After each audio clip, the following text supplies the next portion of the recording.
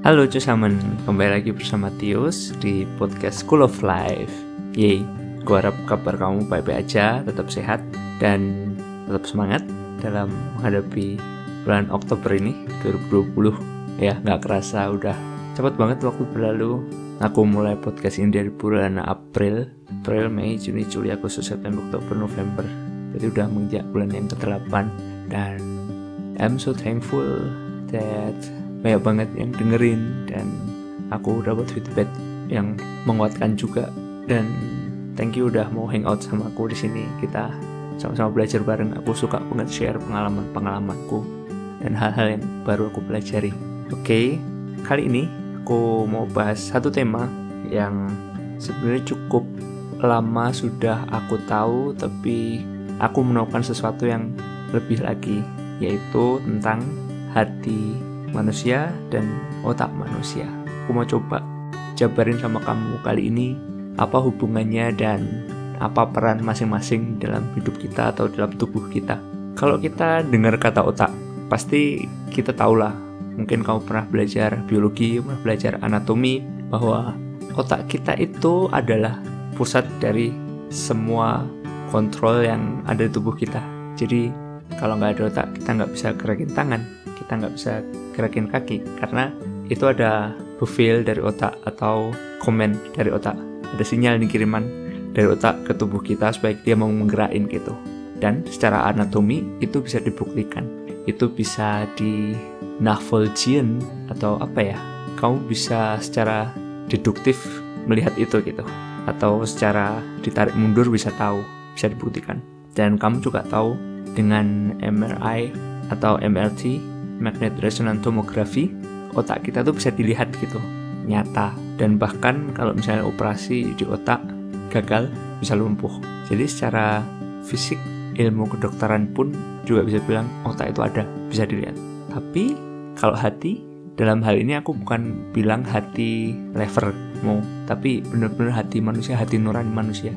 Itu nggak bisa dideteksi sama anatomi. Sampai sekarang aku belum pernah dengar sih bahwa ada ditemukan satu organ yang namanya hati, dan itu adalah hati yang kita selalu bilang itu hati nurani. Itu nggak ada, nggak bisa dilihat. Dan apakah artinya kalau kita tidak melihat kita punya hati, itu kita nggak punya hati? Menurut aku nggak. Aku punya hati nurani, dan aku nanti mau jelasin apa sih hati itu dan apa sih otak itu, apa hubungannya, apa bedanya, apa persamaannya, dan gimana kita bisa melakukan atau bertindak dengan pengetahuan yang baru ini ya. Ya, kamu tetap harus uji apakah benar apa enggak. Tapi aku mau share sama kamu. Ya, kita udah belajar tentang otak. Terus bahkan buat beberapa orang, otak itu adalah segalanya. IQ itu banyak banget yang memuja-muja. Nggak memuja gimana, tapi kayak, IQ-nya gede, keren, pinter banget nih anak nih. Matematika pasti jago, fisika pasti jago, genius gitu. Banyak banget kita lihat, kita mengukur kepintaran atau kepandaian seseorang dari IQ-nya dia, dari cerdasannya dia. Well, apakah itu ada pengaruh sama otak? Apakah benar otak itu sangat berpengaruh dengan IQ? Mungkin ya, mungkin nggak. Aku nggak tahu jawabannya. Tapi aku punya satu fakta, aku punya satu jawaban yang menurut aku, saat aku tanya, apakah otak yang membuat pandai? Menurut aku jawabannya nggak, bukan otak yang membuat pandai. Kenapa? Oke, sebelum aku lanjut, aku mau disclaimer, aku ngomong ini bukan sebagai ahli kedokteran. Ya, aku insinyur, ya aku sekolah medical engineering, aku belajar anatomi, tapi aku mau kamu juga cari tahu sendiri, dan kamu timbang sendiri apakah benar atau salah, oke? Good, kita lanjut. Aku tadi bilang jawabanku enggak, kenapa? Oke, kita cari tahu dulu hati itu apa sih menurut aku. Jadi hati itu adalah tempat penyimpanan atau tempat perbendaharaan. Buat kamu yang ikutin podcast aku dari awal, pasti tahulah. Aku beberapa kali bilang bahwa hati itu kayak tempat dimana kamu nyimpan semua nih. Hati itu adalah tempat dimana ada hikmat, dimana ada kebijaksanaan. Dan menurut aku juga, kalau kamu sedang menimbang sebuah perkara, sedang menimbang sebuah hal, apa sih yang harus aku lakuin, apa yang harus aku nggak lakuin, aku sekarang harus gimana sih, ini mending aku lakuin atau enggak ya, itu semua ditimbang dalam hati, bukan dalam otak. Terus hubungannya sama otak apa dong? Kita kan punya otak bro, Gimana sih bro, kok aku jadi agak bingung? Oke, gini. Aku bisa kasih sebuah perumpamaan yang mungkin bisa membantu kamu. Belakangan ini aku belajar programming tentang Android, belajar dengan program Java. Terus mungkin ini bisa aku pakai sebuah contoh untuk mencoba menjelaskan gimana sih hubungan otak sama hati itu. Jadi kayak gini. Kalau kita programming, kita butuh komputer. Kita butuh untuk program itu jalan tuh kita butuh komputer gitu. Kamu tahu komputer ada banyak banget. Ada mulai dari yang murah, yang mahal, 300 euro, 1.500 euro, 5.000 euro, 10.000 euro, ada semua gitu, macam-macam. Dan biasanya semakin harga tingginya, semakin tinggi harganya, itu semakin bagus, semakin cepat. Tapi di dalam dunia programming, misalnya aku pakai Android Studio atau kamu pakai Visual Studio, kamu kan harus tulis apa yang mau program itu lakuin gitu. Komputernya cepet banget. Tapi apakah itu yang menentukan kualitas dari sebuah program? Saat kamu tulis coding, if ini maka ini, if ini maka ini, else if, terus case switch, case 1, case 2, case 3, itu adalah kualitas dari program kamu gitu, bukan komputernya. Komputer sangat menunjang banget.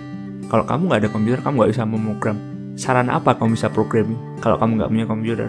Tapi tetap source-nya itulah yang menentukan kualitas dari program kamu, logiknya, algoritmanya. Kalau ada gini, aku harus gini. Kalau ada gini, programnya harus gini. Sama kayak otak dan hati. Otak itu penting banget. Bahkan dia adalah pusat di mana semua indera digerakin, semua signal ditangkap, diolah. Tapi sumbernya, menurut aku nih ya, itu ada di hati, nggak bisa dipisahin. Jadi saat kamu pandai, kamu dapat berkat, otakmu cepat banget cara berpikir, cepat banget untuk memproses signal, eksekusi. Tapi eksekusi yang kamu lakukan itu timbul dari hati kamu gitu. Saat kamu milih untuk menolong orang apa enggak, itu yang menimbang tuh hati kamu, bukan otak kamu. Otak kamu eksekutor, otak kamu tuh menjalankan. Saat kamu ngerjakan soal matematika, hikmat kamu itu ada di hati kamu, kepandaian kamu itu ada di hati kamu. Tapi saat kamu cepat untuk ngitung proses 1 tambah 1, 2, kecepatan itu ada di otak menurut aku. Tapi gimana kamu bisa tahu hasil 2 itu ada dari hati. Nangkep ya? Itu hubungannya antara hati sama otak. Nah, sekarang kita udah lihat perbedaan hati sama otak, hubungan hati sama otak. Persamaannya apa? Persamaan hati sama otak itu sama-sama bisa untuk menyimpan. Kalau hati itu untuk menyimpan, kalau otak itu eksekutor, tapi juga bisa memorize. Kan ada memori jangka panjang, memori jangka pendek. Mereka semua bilang itu di otak. Well, oke, aku nggak mau bilang ya apa nggak, tapi aku bisa tahu. Kalaupun otak bisa menyimpan itu, aku tahu bedanya apa. Anggapnya gini, kita Irish, kita United, atau satu mindung, satu argumen bahwa otak itu bisa menyimpan, memorize. Perbedaannya kayak gini. Kalau kita mengalami suatu perkara, suatu fenomena yang menyakitkan, misalnya aku dikecewain orang, kita bisa ingat 5 bulan kemudian saat kita ingat, oh ya aku dikecewain dia, rasanya masih sakit, masih pengen nangis gitu. Terus 6 bulan kemudian, karena kita udah mengampuni nih, cerita nih, kan kamu tahu konsep pengampunan, kita udah ngampuni ternyata, oh iya aku masih ngedetail bahkan, tapi ternyata karena udah ngampuni udah nggak sakit hati lagi, udah nggak mengecewakan lagi, nggak harus nangis, bahkan bisa ketawa-ketawa. Wih, kok bisa ya? Padahal sama-sama ingat loh. Jadi gini, otak itu memang memorize gimana detailnya, waktu itu kejadian gimana, urutannya gimana, siapa orangnya. Tapi yang menyimpan emotion dari fenomena itu, dari kejadian itu, kamu nggak nyimpan di otak bro, kamu nyimpan di hati kamu. Emosi kamu simpan di hati, kejadiannya mungkin kamu simpan di otak, makanya bisa lupa. Karena kamu cuma di otak, mungkin itu memori jangka panjang, jangka pendek. Seru gak sih? Jadi hati itu ternyata nyimpen emosi dari kejadian itu gitu. Karena saat kamu udah ngampuni, kamu udah gak sakit hati lagi, kamu udah beres sama hatimu, kamu inget situasi itu lagi, jadi oh iya waktu itu gini-gini, tapi udah gak sakit hati lagi. Iya gak sih? Itu yang menjadi persamaan antara hati sama otak. Wih, aku menentukan hal ini seru banget sih. Aku kayak mind blowing gitu buat aku sendiri. Makanya kamu bisa denger gimana aku begeisterd banget, gimana aku sangat overwhelmed sama kayak renungan yang baru aku dapat sih. Mungkin kamu bisa bilang, kamu tuh ngarang aja bro, mana ada itu. Well, kamu yang bisa nimbang. Tapi yang jelas aku senang banget punya pengertian ini dan keren sih. Oke. Well, thank you buat udah dengerin.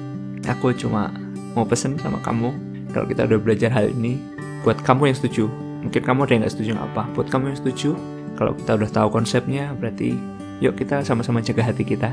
Kita berusaha banget punya hati yang clear, masukin info-info, hikmat-hikmat, emosi-emosi yang positif aja di hati kamu. Karena kamu bisa mengizinkan itu gitu. Saat kamu disakiti, kamu bisa bilang, aku mau sakit hati atau aku mau move on. Jadi apakah sakit hatinya aku mau masukin hati atau mau aku lepasin? Kamu punya kontrol atas itu. Kamu yang bisa penjaga. Jadi kayak kamu tuh jadilah penjaga hati yang baik. Benar-benar jaga hatimu. Karena dari situ tuh kualitas kehidupanmu tuh ada. Dari situ itu terpancar kehidupan kamu gitu. Ingat contoh programming tadi. Laptop emang sangat menentukan kecepatan. Bisa apa enggak mengeksekusi sebuah program, tapi yang menjadi kualitas dari program itu bukan komputernya, tapi hatinya, tapi source-nya, source code-nya, logiknya, gimana dia memutuskan, gimana dia merenungkan. Kalau kamu punya hati yang luar biasa, kamu simpan semua yang luar biasa, kamu belajar banyak hal dalam hidup ini, kamu alami banyak hal, kamu punya hikmat dalam hati kamu, tapi mungkin fisik kamu tuh nggak mumpuni gitu. Be thankful. Karena kalau kamu masih bisa jalan, kamu masih bisa mengerjakan banyak hal, lakuin itu dan jaga hatimu. Jadi supaya bisa gimana ya, kayak sinkron gitu. Ya gitu aja sih dari aku kali ini, dan aku harap kamu bisa blessed dengan apa yang aku share. Thank you banget buat semuanya. Makasih banget buat sudah jadi pendengar podcast School of Life. Kita udah tumbuh bareng bersama. Aku beberapa hari yang lalu dapat satu email dari Surabaya, and I'm happy. To be honest, it was my first email from my listener. Halo bro, kalau kamu masih dengerin episode ini juga, thank you udah kirim email. Dan ya aku seneng banget, dan aku bisa lihat podcast ini tumbuh. Aku punya banyak hal baru yang pengen aku coba, tapi aku berusaha mendisiplinkan diri, tetap konsisten. Jangan sampai aku menelantarkan sesuatu yang udah bertumbuh untuk sesuatu yang masih aku harus tanam lagi gitu. Jadi yang ini dirawat, kalau yang lain masih mau ngerjain ya kerjain, tapi yang ini harus tetap terawat gitu. Oke, aku ada quotes satu sebelum aku tutup, yaitu jadilah penjaga hati yang bijaksana. Thank you for listening, and jangan lupa kalau misalnya kamu mau kirim aku email, kirim aku pertanyaan, kritik, saran, email aja di tius@env-blog.com. Aku pasti taruh di show notes di bawah. Dan if you want to do me a favor, kamu bisa kasih rating, review podcast ini, sebarin. Gak harus bintang 5, kalau cuma ada 5 bintang. Gak harus bintang 5, gak harus full semua, just be honest. Kalau emang buat kamu bintang 1, ya udah gitu. Kalau emang kamu mau kasih aku bintang 1 dan segala effort aku, ya udah kasih. Tetap aku mau bilang makasih karena kamu care sama aku, meskipun intensinya positif atau negatif, tetap you care about me and I'm thankful for you. Mungkin aku harus perbaiki banyak hal, tapi kalau kamu senang, kamu bisa kasih bintang 5, aku suka senang. Kalau buat kamu 3, ya udah 3 aja, nggak usah berlebihan. Kasih sesuai porsi yang kamu tahu, yang kamu ikhlas untuk kasih ke aku. And I'm thank you. I'm very thankful for that. Forgive me for my bad English. Okay, thank you very much, and never forget that you are very blessed. Bye bye.